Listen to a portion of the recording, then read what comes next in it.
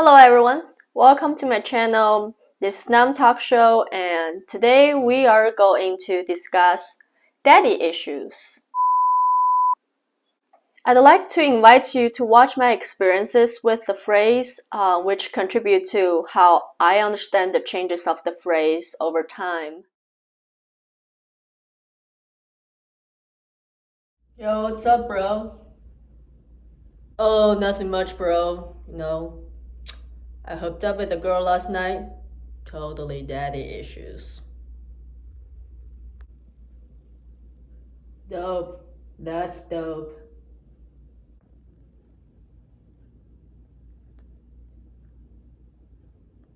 So, dope means good in slang. Daddy issue must mean awesome then. Learned.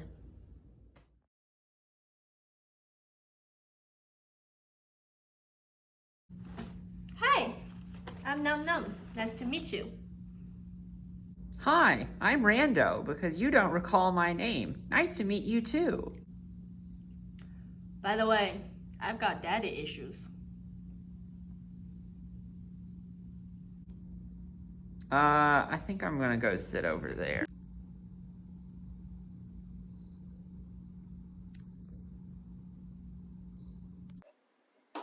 So that was the first time I started exploring the meaning of the phrase, and then I started noticing the phrase more from the rap songs, such as. Then I started realizing that daddy issue is actually a misogynistic term, which is used to describe girls or women who have absent father figures. And these early livelihood experiences have created some negative impacts later on their romantic engagement with other men, especially old men. I don't really like the negative connotations of the phrase, so I started using it in a more broad way. Father issues. As I openly talk about father issues, I've noticed that a lot of people are actually pretty engaged with the conversation with me, and many people around me, at least as far as I know, have daddy issues or parent issues.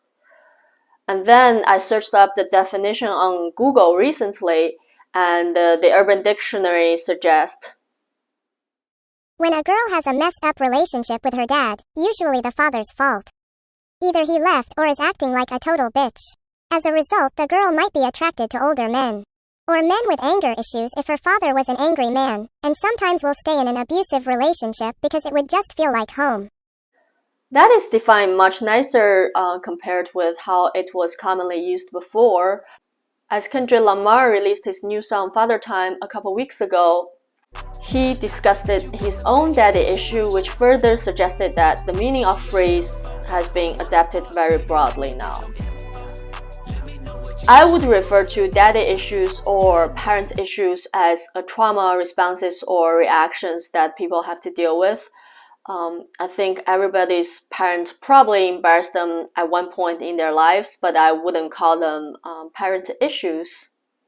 I figured it would be helpful for us to have someone to share their daddy issue experience for us so that we can better understand the psychological phenomenon. So I invited a special guest, Mun Mun, to my channel today. So Mun Mun, please introduce yourself to us a little bit. Howdy. I'm Mun Mun. I am an awkward emo musician. I've been friends with Nam Nam for numerous years, and we have been dealt with a lot of problems together. I might have been her best friend. I'm glad she invited me to her channel to discuss my daddy issues, because that's what all I am about. But before I start talking about my story, I want to have a disclaimer. Disclaimer. I grew out of my daddy issue for a while now. I'm here not to gain empathy.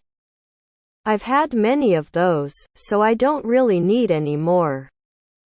The video contains a lot of self-psychoanalysis coupled with self-observation, so be careful. So my daddy issues come from a physical and linguistic abusive background, where my dad was also an absent cheater who's never home. So my daddy issues have manifested in a couple of different forms, but I think they can all be reduced to self-esteem issues. For a long time, I didn't feel that I was worthy of love. It was not an active thought that came across my mind. But I have learned that I had this mentality from my reactions to other people's genuine love. This love is not just romantic love, it's also like love from friendships or even just the kindness from strangers. I will be providing 2 examples which relate to self-esteem problems. I began my journey of self-actualization in college. Oh no, excuse me for 1 second. Where was I? Oh, sorry. I began my journey of self-actualization in college. The more I thought of myself back then, the more I noticed that it actually took me a while to believe that some people do like me as a person. I had this conversation with my best friend back then when, now looking back, the conversation was kind of dumb, but in a cute way. I don't know if it's actually cute, but I remember that I asked them why they hung out with me, and they responded, "You're a nice person, I like to spend time with you." Then I said something idiotic. "That's not possible. What's your reason?" And my best friend was like, huh? So my immediate reaction was that I didn't trust my friend's words. That shocked both me and them. Then I went back home thinking, why does this person like to spend time with me? I am not that interesting of person, and I got defensive very quickly, and I'm not even that nice at all. So one thought led to another. Eventually, there was a voice in my mind. Yeah, I'm a piece of shit. Yep. I don't deserve this person to be my friend. That was when I burst out crying, because I had this crazy thought that I was bothering my best friend and I should terminate my friendship with them. And notice, that happened in college. I did not think a person can just enjoy my presence because of some rooted self-hate or low self-esteem issues. This low self-esteem issue also affected how I trust others, and it affected my relationships even more. So when I was in a relationship, I didn't really trust a lot of things my partner told me. I would ask them why they like me, and they would be like, oh, because XYZ reasons. I would normally nod and then think to myself, yep, they're lying in front of my face. I also had this internalized fear that they're going to leave me for someone else one day. Although I didn't act crazy like when I was a teen and my dad didn't come back home at night, I would call him endlessly, to the point that he just shut off his phone. I knew he was with someone else because I was the person who found out about it. But, I had this hope that if I tried enough, he'll come back home. It never happened. So when I was in a relationship, I didn't act like this, but the anxiety of picturing my partner with someone else when they are away from me was still very vivid in my mind, especially at night. I got help from the therapist, but the early childhood or teenhood trauma from my parents had affected me for a long time, occasionally, even now. I'm glad I was helped, and I hope by sharing this experience, everyone who was mistreated as a child can find out their own way to heal. Well, those were some heavy stories. Thank you so much for sharing with us, Mom. Since you mentioned that you grew out of the trauma already yourself, would you like to offer some tips to the audiences who are still suffering the pain?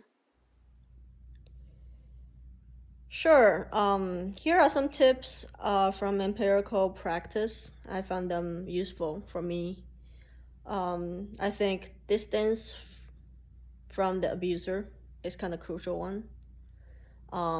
Maybe try to write out the experience somewhere if you don't feel comfortable sharing your stories with other people, or sharing your stories with friends or other family members you trust. If possible, talk to some professionals like therapists. I personally think friends can be very good listeners, but therapists sometimes can provide tools to rebuild the trust with other people and in a relationship. And just believe you're a great, awesome person because you are. Um, the reason why I said this last because based on my personal experience, I was only able to achieve this and convince myself after I've done the other things first. Thank you so much for your presence in the channel today, Mama. I really appreciate it. At the end of this video, I just want to say, for those who are still suffering from your daddy issues, I wish this video can reach out to you. I want to say that you're not alone. You deserve love, you deserve care, and you deserve to be seen. I am sending my hugs and cares to you, and I hope someone is there for you to tell you how great you are. Every time when you feel anxious, hopeless, and not being loved, please think that you will find happiness and you deserve that innocent childhood you never had.